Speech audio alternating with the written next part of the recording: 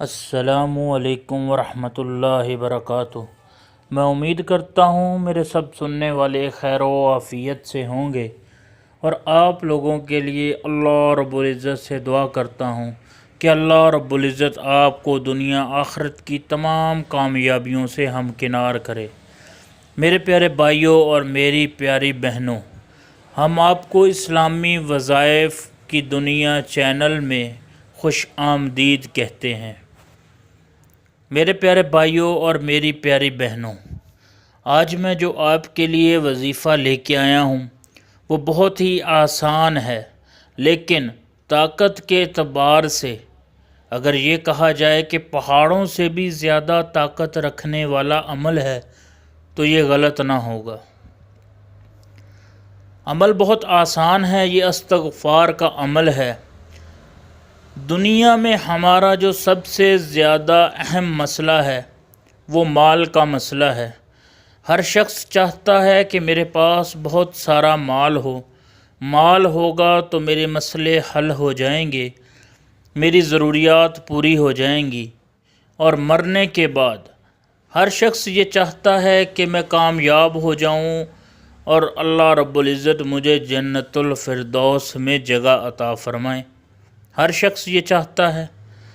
تو میرے پیارے بھائیوں اور میری پیاری بہنوں، آج میں جو آپ کو عمل بتانے لگا ہوں اس کو آپ نے اپنی زندگی کا معمول بنا لینا ہے۔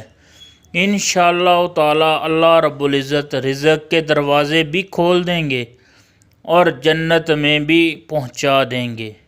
دنیا کے تمام مسئلے حل ہو جائیں گے اور آخرت کے مسئلے بھی حل ہو جائیں گے۔ میرے پیارے بھائیوں اور بہنوں، استغفار کی بہت ساری فضیلتیں ہیں۔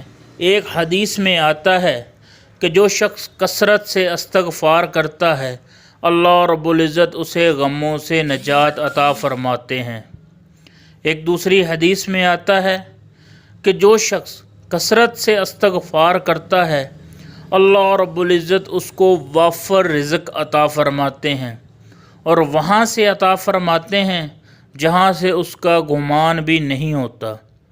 ایک اور حدیث میں حضور پاک صلی اللہ علیہ وآلہ وسلم فرماتے ہیں جو شخص کثرت سے استغفار کرتا ہے اللہ رب العزت اسے بیٹے عطا کرتے ہیں۔ ایک بزرگ بہت بڑے اللہ والے فرمایا کرتے تھے کہ جو شخص کثرت سے استغفار کرتا ہے اللہ رب العزت اس کو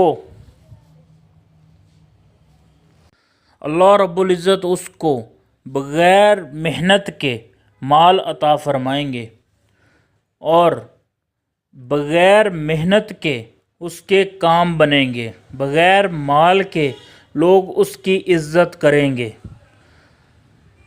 حضرت حسن بصری رحمہ اللہ کے پاس ایک مرتبہ ایک شخص آیا، آ کر اس نے کہا کہ حضرت میرے پاس رزق نہیں ہے، تنگ دستی ہے، گھر میں فاقے ہیں، آپ مجھے کچھ عطا کیجئے۔ تو آپ رحمہ اللہ نے فرمایا کہ کثرت سے استغفار کرو، اللہ تمہیں وافر رزق عطا فرمائیں گے۔ ایک دوسرا شخص آیا، اس نے کہا حضرت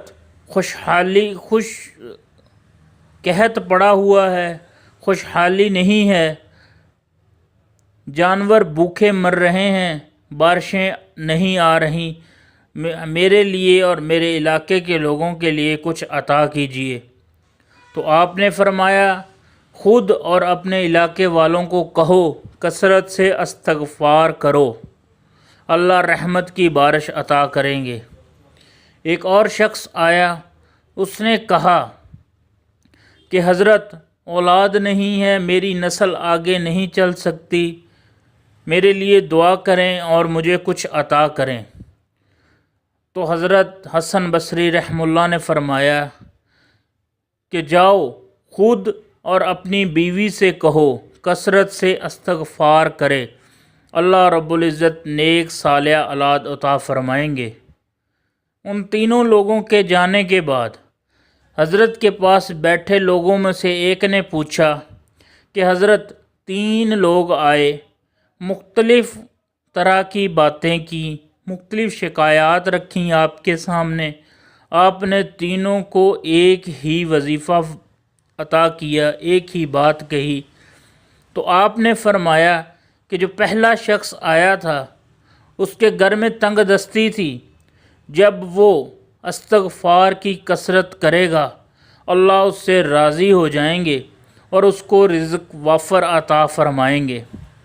اور دوسرا شخص جس کے ہاں خوشحالی نہیں تھی، قحط سالی پڑی ہوئی تھی، جب وہ اپنے علاقے میں جا کے لوگوں کو بتائے گا کہ استغفار کرو اللہ راضی ہو جائیں گے، جب اللہ راضی ہوتے ہیں تو اللہ رحمت کی بارش عطا کرتے ہیں۔ اور جو تیسرا شخص آیا تھا اس پر اللہ ناراض تھا، جب وہ کثرت سے استغفار کرے گا اور اس کی بیوی کثرت سے استغفار کرے گی تو اللہ رب العزت راضی ہو جائیں گے، جب اللہ راضی ہو جائیں گے تو نیک صالحہ اولاد عطا فرمائیں گے۔ میرے پیارے بھائیوں اور بہنوں، استغفار کی نعمت اللہ رب العزت کی بہت بڑی نعمت ہے۔ ہمیں اس نعمت سے فائدہ اٹھانا چاہیے، اس کو اپنا معمول بنا لینا چاہیے۔ صبح اور شام میں کثرت سے استغفار خود بھی کرنا چاہیے اور اس کی عادت اپنے بچوں میں بھی ڈالنی چاہیے۔ اس سے اللہ رب العزت ہمارے مسائل کو حل کریں گے۔ اب میں آپ کو عمل بتا دیتا ہوں کہ آپ نے کس طرح عمل کرنا ہے استغفار کا۔ 3 تسبیحات پورے دن رات میں ہم نے کرنی ہیں، جس ٹائم پہ ہمیں وقت مل جائے، لیکن اس بات کا خیال رکھنا ہے کہ دل میں ندامت ہو، اپنے گناہوں پر پشیمانگی ہو، اس پر ہمیں افسوس ہو، اس انداز میں ہم نے اللہ رب العزت سے استغفار کرنا ہے۔ استغفار کی دعا بھی ہے، وہ بھی پڑھ سکتے ہیں، نہیں آتی تو اکیلا استغفار بھی کہہ سکتے ہیں۔ پوری ندامت کے ساتھ اول آخر 1 مرتبہ درود پاک اور 300 مرتبہ استغفار پڑھنے کا معمول بنا لیں۔ اللہ دنیا کے حالات بھی اچھے کر دیں گے اور مرنے کے بعد والی زندگی بھی پرسکون اور اچھی گزرے گی۔ اللہ راضی ہو جائیں گے تو ہمارے کام بن جائیں گے، اللہ ناراض رہیں گے تو ہمیں دنیا میں بھی ضلالت ہے اور مرنے کے بعد آپ اچھی طرح جانتے ہیں۔ امید ہے آپ کو آج کی وظیفہ اچھا لگا ہوگا، تو برائے مہربانی اس کو تمام دوستوں کے ساتھ شیئر کر دیجئے۔ اور جو لوگ میرے چینل پر نئے ہیں ان سے میری درخواست ہے کہ وہ میرے چینل کو سبسکرائب کر لیں تاکہ میری آنے والی ویڈیو ان تک بآسانی پہنچ سکے۔ اللہ رب العزت ہم سب کے حامی و ناصر ہوں، دعاؤں میں یاد رکھیے گا۔ اللہ حافظ۔